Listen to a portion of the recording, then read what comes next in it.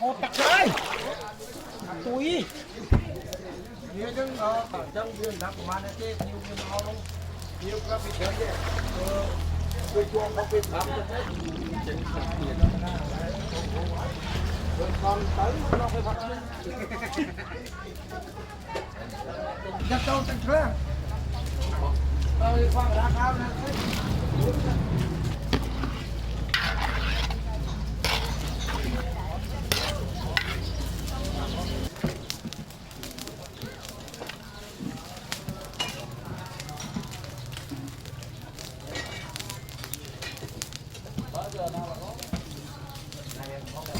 nó xa xí rồi, người ta ăn thôi ấy.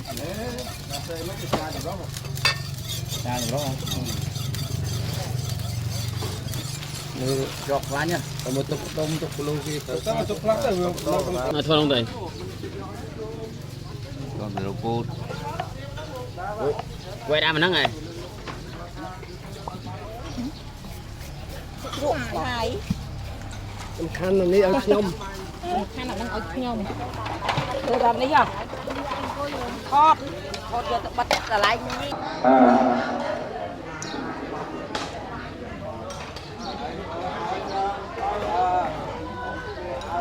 Sân chay, khu tiên là